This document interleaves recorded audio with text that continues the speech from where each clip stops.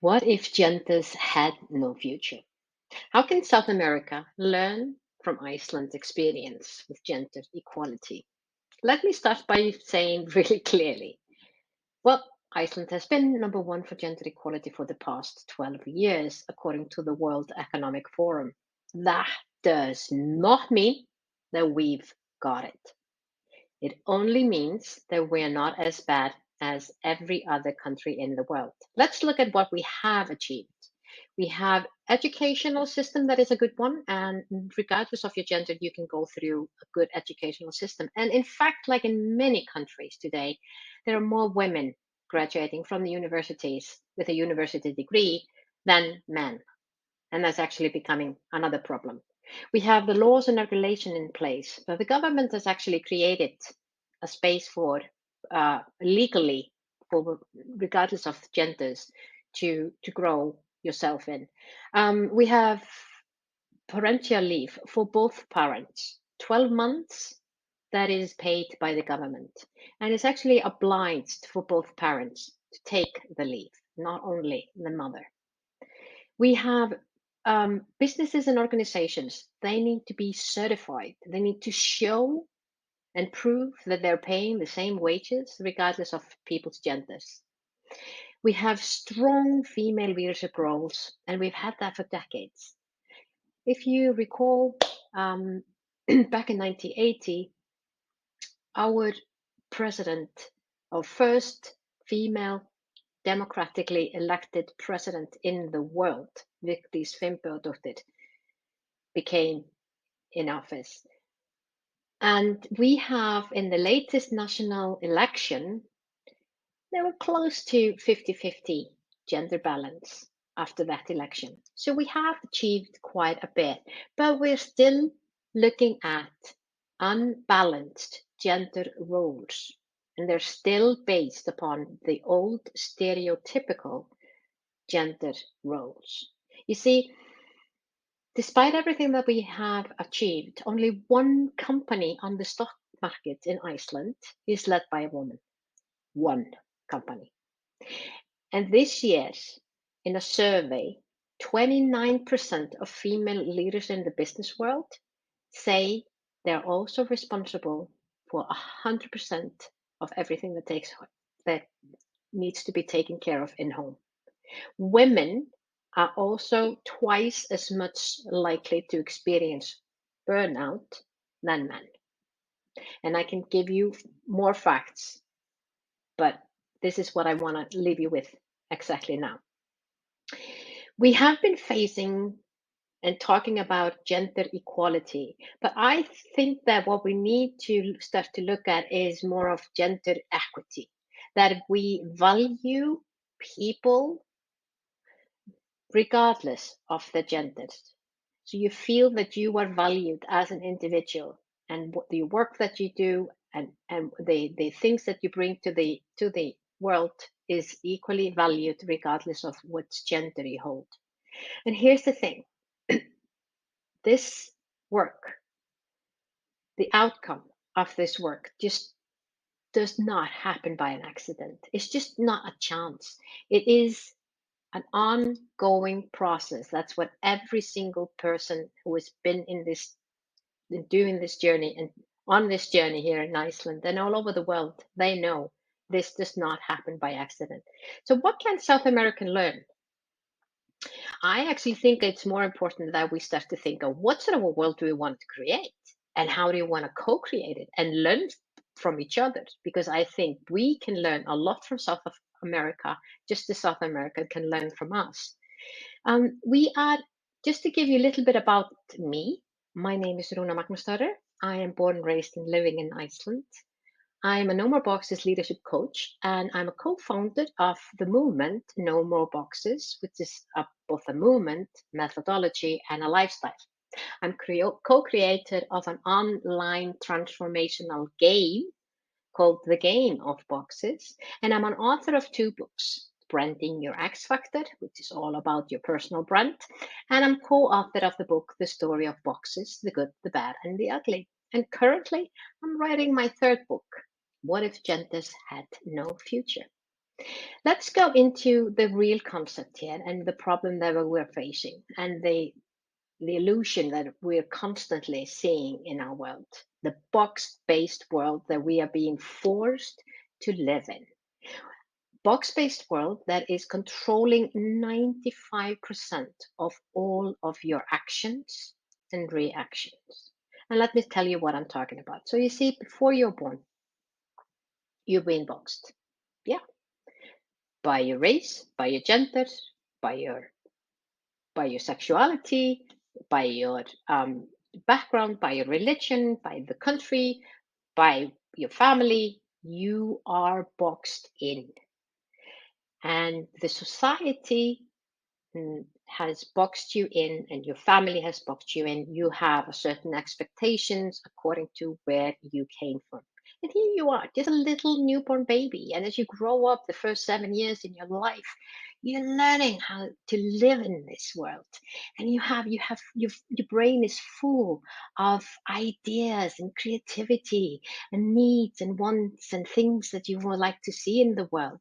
And you dream and you start to do things that you love to do. You're doing those things that times just things just passes away, and you make a decision. When you grow up, you're going to be an artist. You are going to be an artist because that's what you love to do. And then you go through school and then you feel, oh, I'm really good at art, but I'm not as good in math. And you feel that no, that is not a good thing. I really need to be good at math, because if I'm good at math, then I can become a doctor. And doctor is well paid, and that's a really good, secure job. And I can see in my family that they've told me it is good to get that education as to be a doctor, because that in my family we're all doctors more or less. So of course I should do that. Although I do like that idea to become an artist, but hey, that's not what we do in our family. That's not how things are. And before you know it, when you've ticked all the boxes, you've done everything that you thought you had to do because you're a woman. And one day you just kind of like go, oh, you have it all. You have the baby. You have the husband. You have the job. But you're miserable. You're absolutely miserable. And deep down inside, you feel you're not exactly doing what you always loved to do. You've been following more a matrix that you thought you had to do. And that is causing pain. Real pain. And the same thing goes for any little boy out there who is born into the world and has these dreams and hopes of things that they want to do. And they go to school and they see this teacher and they think, oh, wow, I'd love to be a teacher. But then they go home from school and they say, Mom, Dad, I'm going to be a teacher when I grow up. And they can see on the parent's face, holy moly, that's not a good job. No, no son. No son of mine is going to be go into that position. You see, in our family, we don't do that. No, in our family, we don't do that at all. And here you are, and you look at that and you think, oh my God, when I grow up, I really want to have, I want to be a dad that stays home. I don't want to be a dad that takes care of my children. I don't want to have a dad that is just never home. Is always away. I want to be a father. I want to be a real father. But hey, no. That is not valued. Oh no. You're told to man up, put your trousers up then, and do your stuff. You're a leader. You're supposed to be there in the business world, and there you are. You ticked all the boxes that you thought you had to do, and it feels awful. You go to work with a mask on, pretending to be someone that you're not. Deep down inside, there is this creator of yours that is so much more. It's just buzzing and wants to do that. And it's a child that remembers playing with dragons and being able to win and do that. That is still there. But no, you're in a box that it is defined for you. You didn't even define it yourself. It was defined by your ancestors. Hey, it might even have been relevant when your ancestors back in last century, like maybe in the 1800s or maybe before, and there you are. You're in that fixed. But what if stereotypical gender roles were no longer controlling your world? What if you could just feel safe and free to become who you born to be, less conditioned to be. What if every single child would grow up emotionally bonding with both of their parents? The parents had both ability and had the space to take care of their child, both emotionally and financially, spiritually, 100%. Why are we accepting anything less? What if boys at any age could just wear skirts and dresses and trousers and shirts, just like girls at any age? Why are we accepting anything less? What if you are accepted to love unconditionally and you're not looked at as being a weirdo because you have a different need? Why are we accepting anything else? What if you could be valued for your knowledge, your skills, your experience, and willingness to grow? Less by, this is how we're always done at Bucks, and you should stop working at that age. Well, what if your relationship at home with your family are based upon an open conversations that is treated with mutual kindness, trust, and respect, and they're less by unverified, trans, stereotypical gender roles? As a man, I'm not supposed to take this, or as a woman, I have to take this role. How about we start to talk about the things that matter, not how we saw our parents do things, thinking we had to do the same? Well, what if you could actually get the dream job because you're the right and the best person for it, regardless of your gender? What if, big question, the number one reason why you are not that are the boxes that you've been placed into? And I want to ask you, just think about it for a moment. Have you been unconsciously playing a game thinking you had to play a certain role because of your gender? Ask yourself, where does that come from? Just like the fleas who learned to jump, not to jump higher. If you ever seen this experiment that was done, so it was a scientist put fleas in a jar, put a lid on, and fleas started to jump, and they would hit the jar, so they top the lid of the jar, so they basically couldn't go out of the lid. So then the scientist took the lid off, and what happened?